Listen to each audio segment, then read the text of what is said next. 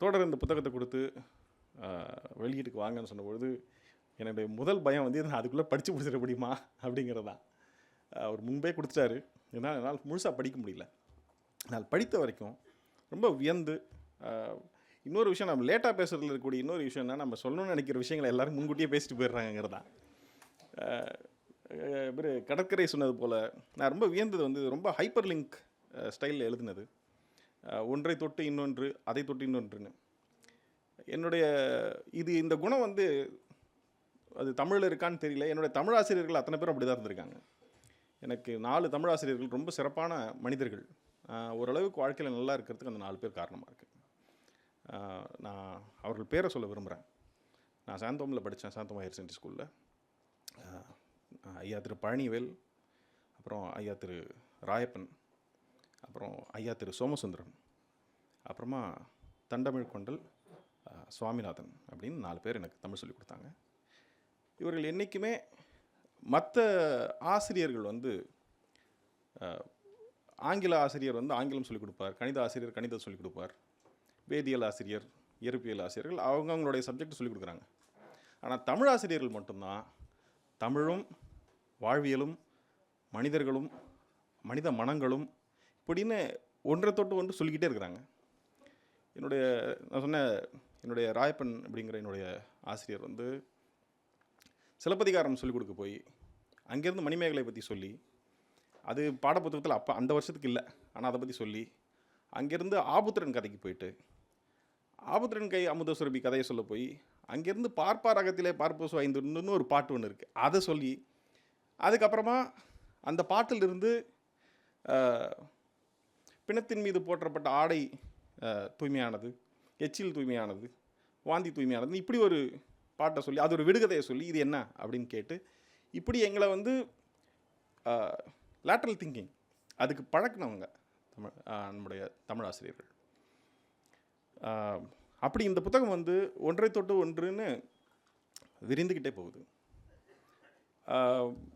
இதில் என்ன சொல்கிறது, முன்பே பலரும் குறிப்பிட்டது போல் ஒரு 5 பேஜுக்குள்ளே கிட்டத்தட்ட ஒரு 10 எழுத்தாளர்கள் பற்றி அவர்கள் எழுதிய பாடல்கள் பற்றி வருது. நான் வந்து குறிப்பெல்லாம் எடுத்துக்கிட்டு ரொம்ப மெல்ல படிக்கிற ஒரு சுமாரான அறிவு இருக்கிற பையன்தான். ஸோ அதனால் நான் எடுத்து படிக்க ட்ரை பண்ணுறேன்.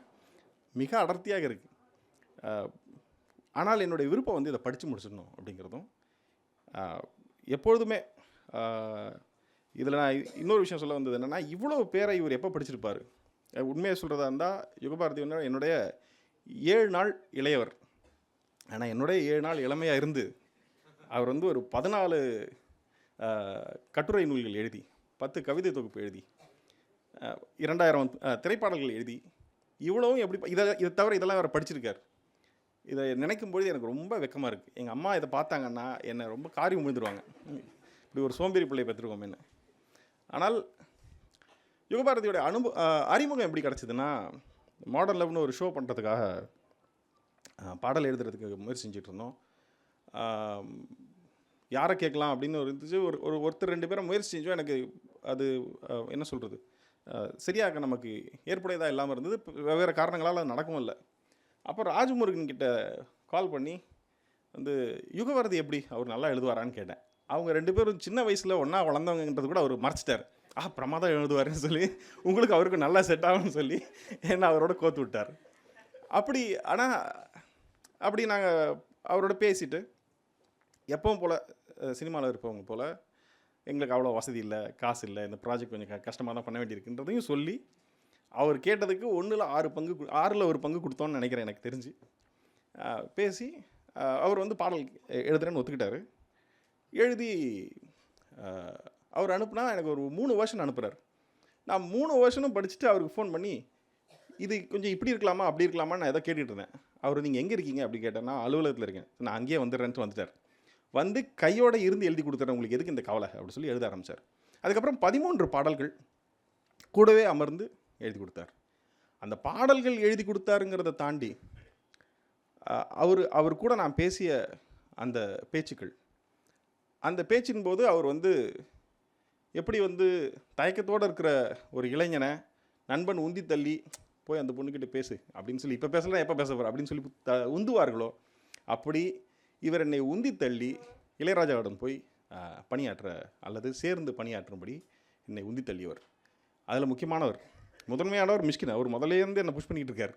ஆனால் இவரும் வந்து என்ன அந்த கடைசி புஷ் இவர் தான். நீங்கள் போய் பண்ணுங்கள், நான் ஒர்க் பண்ணியிருக்கேன், நானும் கூட வரேன், உங்களுக்கு எல்லாம் நல்லபடியாக நடத்தி தரலாம் அப்படின்னு சொல்லி வந்தார். அதுக்கப்புறம் மிகப்பெரிய அனுபவமாக இருந்துச்சு. அதுக்கு நான் அவருக்கு இந்த நேரத்தில் அவருக்கு நான் நன்றி சொல்லணும்னு நினைக்கிறேன். அதாவது நான் சொன்னது போல் நான் வந்து திரு பாலகிருஷ்ணன் ஐயாவுடைய பேச்சுக்களை பற்றி நான் கேட்டு ரொம்ப இன்ஸ்பயர் ஆகியிருக்கேன். கருப்பணிப்புன்னு சொல்ல வேண்டியதே இல்லை. அவர் வந்து அவர் கமர்ஷியலான ஒரு பயங்கரமான ஸ்பீக்கர், ஒரு மாசாக பேசுவார். இப்படி ஐயா திரு வேல்சாமியினுடைய பேச்சு எனக்கு ரொம்ப உத்வேகப்படுத்துது. ஒரு சினிமாக்காரர்கள் என்ன பண்ணலாம், என்ன பொறுப்பு இருக்குங்கிறத திருப்பி ஒரு தடவை நினைவுபடுத்துறது. இப்படி ஒரு லாலா கடையில் இருக்கக்கூடிய ஈக்கு கை காலெல்லாம் இனிப்பு ஒட்டிக்கிற மாதிரி இங்கே வந்து நான் வந்து இந்த உணர்வை என் மேலே பூசிக்கிட்டேன். ரொம்ப மகிழ்ச்சியாக இருக்குது எனக்கு. ஆனால் உண்மையை சொல்கிற மாதிரி தமிழில் ஆழங்கால் பட்டவர்கள்லாம் இருக்கிற இடத்துல நான் வந்து கரையில் நின்று கால் நினைத்தவர்கள் அப்படியே உறக்க பேசும்போது தூரத்தில் இருந்து கேட்ட ஒரு சிறுவன் போல தான் நான் இருக்கிறேன். எனக்கு இது வந்து ரொம்ப அதிகமாக தெரியாததாக தான் இருக்கேன். இந்த புத்தகத்தில் அவங்க சொன்ன நிறைய குறிப்புகள் இருந்தாலும் இவங்க சொன்னது போக மிச்சம் இருக்குது. ஏன்னா நான் மற்றதெல்லாம் குறிப்பெடுத்தது எதுவுமே பலன் இல்லை.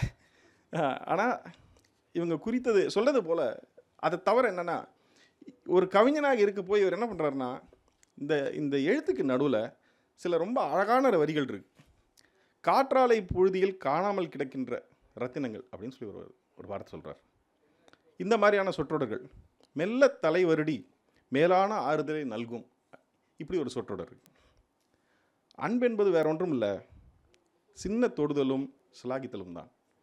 இந்த மாதிரியான எழுத்துக்கள் ப்ரோஸில் இருக்கு இல்லையா, அது ரொம்ப அழகாக இருக்குதுன்னு நம்புகிறேன்.